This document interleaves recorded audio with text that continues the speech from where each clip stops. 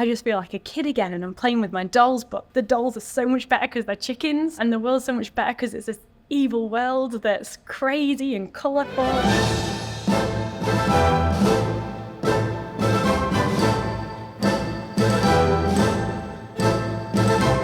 The biggest change from the first film to this one in all that time is basically we're shooting now digitally, whereas before everything was on film.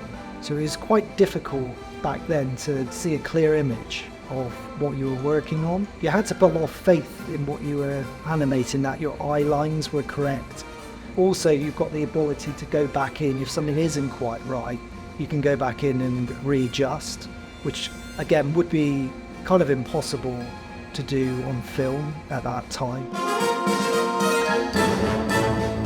We're doing a lot of virtual production work on this feature. So we'll have a blue or green screen at the back of our puppet. We can comp it in real time on the computer so that when we're looking at the screen and we're going through everything with the director, we can see the puppets right there in front of the camera, but we can also see the CG background, and we can connect it so that when we're moving the camera and we're reframing on the puppets, we're seeing the background reframed in real time as well. In the past, we would have just had to imagine what things would look like, which is great. It's just fine, you can do that a lot of the time, but it's an action film and they're moving right through the whole of this set. And so we're able to film the part that they're in, but also to know exactly where they are in space for all the backgrounds to all fit together.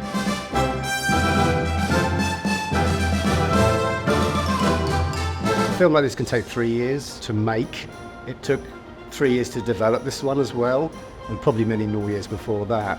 Like any director in any medium, really, I have the overview from the beginning, the script, right through to the final piece of sound and the final grade. I kind of oversee and try and coordinate all the creativity so it moves in one direction, one intentional direction. Last time we broke out of a chicken farm. Well, this time, we're breaking in. So the process always starts with drawings from either the director or the designer. And then we go through a design sculpt phase. So these are plasticine sculptures of the characters. And we then re-sculpt the character, and it's called a production sculpt. And it's basically, we break down the character into its component parts so that it's easier to make the molds, so that we can make multiples of that character. All the production sculpts get destroyed in the process, so you'll never see a production sculpt unless it's a puppet that never went into production, because it's part of the process. And inside these individual parts are armatures. So you can see this is a molly armature, and you can see that inside is what's called a fallen socket armature joint, and that means the animator can pose the puppet and it'll hold its position on that metal armature. And we have to make everything, because we're inventing the world, so it's very rare that you find something that is exactly the right scale and looks exactly how you want it to look. We needed a nice tiny pair of brogue shoes, so they were sculpted and moulded and made.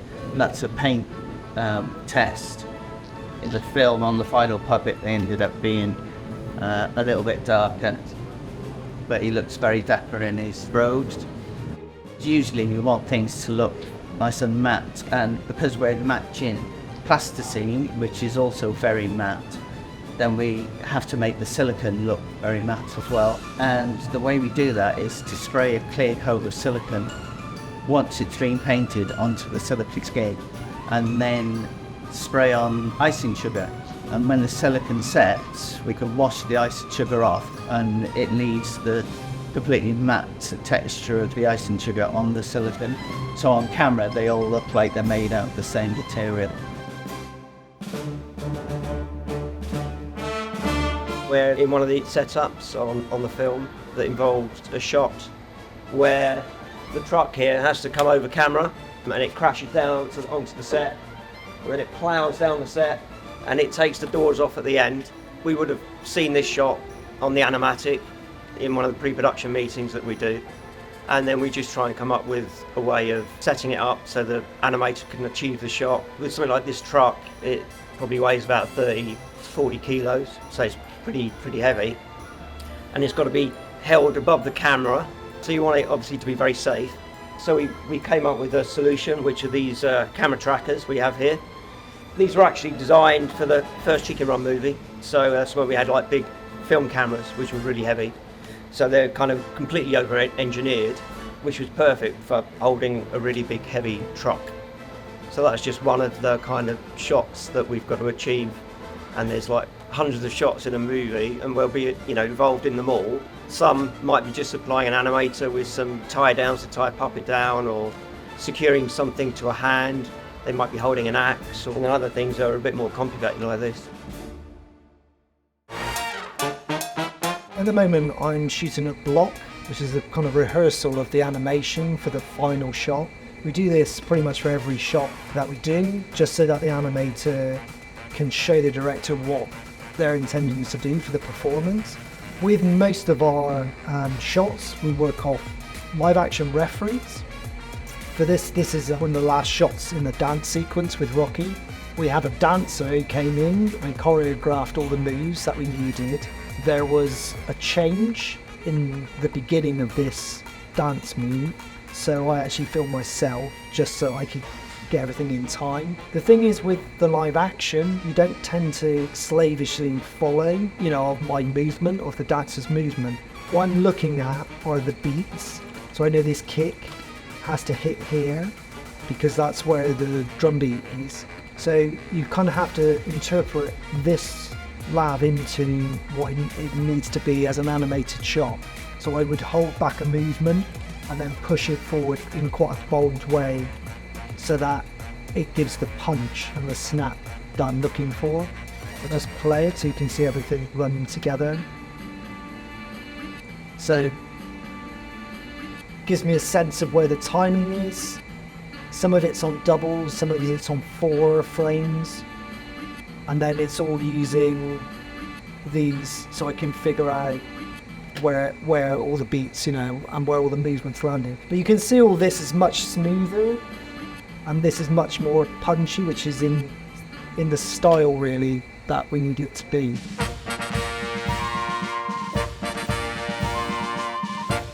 It's been quite interesting watching all of the popcorn sets come to life. So we've had to glue millions of popcorn kernels on yellow latex and spread them in big mounds. There's a big scene in a silo with loads of popcorn, so that's been quite interesting. We've never done popcorn kernels over everything before, so yeah, each thing's different. Salty, not sweet popcorn kernels because they are different colours. So the sweet has got coating over it, so we couldn't use that. And then some of these kernels, they're all hand painted by various dressers. Mostly our brilliant dresser Grace has been working on the Funland stuff. And so they're all individually painted with transparent paint that our director wanted it to look very specific for the Funland sets.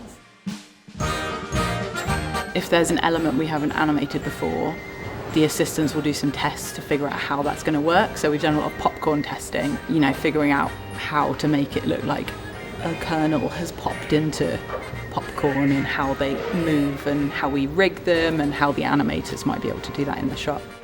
Rather than giving an animator one mouth and they have to sculpt through every single sound. So to say hello, you would need like an eh mouth and then an o mouth.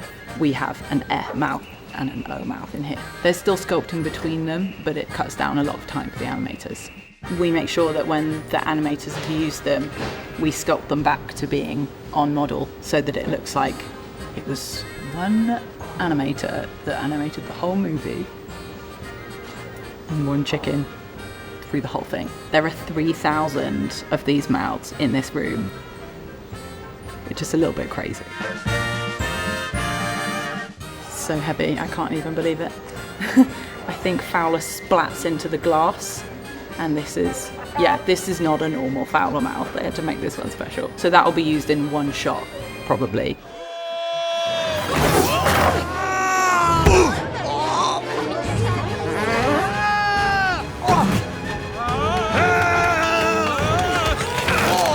There go the Everything I've worked on Chicken Run, Jonathan Nugget, has been a bit of a dream. I was obsessed with the first film. I'd watch it on repeat as a kid on VCR again and again.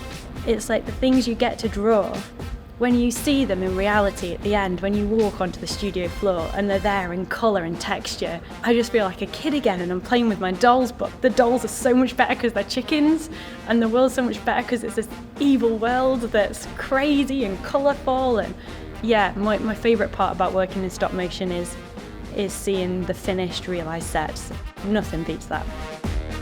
My job is technical, but it's also creative, and I really like that balance of it. It's a puzzle, and it's working it out and trying to get everything to come together, but doing it with people that you enjoy working with, and it's a very collaborative process, which is really nice as well. So you'll have cameras attached to rigs that have got lights attached to them, and then puppets attached to cameras sometimes, you know, so you really all have to work together as a team. You can touch it and feel it and see it. And so it's not hidden in a computer or in a pile of drawings. When we work on it together, we're there together. We don't email each other about what we're after. The really wonderful thing about that is that each of the departments in this group, art, rigging, camera, animation, we're all in it together, and we can all see each other's problems and we can all be part of the solution to each other's problems. It's a very organic and incredibly human way of working. You have a certain amount of rehearsal time, but then once you start the shot, you have to go for it, and you're moving forwards and you can't cut and reshoot all the time. And I think that is actually my favourite bit about the process, is that it feels kind of live, even though it's very, very slow. The first film obviously was the first stop motion feature film we'd made in this country, so it has that sort of British aesthetic. I think it's got that lovely kind of classic Aardman comedy, sort of self-deprecating, but very sort of sharp as well. Huh? That place is impenetrable. Yeah, and you can't get in neither. The first film is a masterpiece in its own way, and it still stands up. You know, go watch it. It really does. It's a perfect film. I think that's why it's taken so long to get to the second one, because it just seemed like such a tough act to follow. And it did take me the longest time to feel worthy or, you know, confident to kind of like get in the driving seat. They're such fantastic characters, and it's such a brilliant world. It's rare for animated movies to have, you know, death as the stakes. Well, this time the nuggets are the stakes, in fact. Viewers can expect more of the same amazing characters, but taken to a whole new level, with new characters, new adventures, new challenges. It's still got the same heartwarming passion behind it, the same drive to support one another and to search for freedom and for happiness, but in a whole new scary world. It's brilliant. I think everyone who's going to watch it hopefully loves it as much as I do.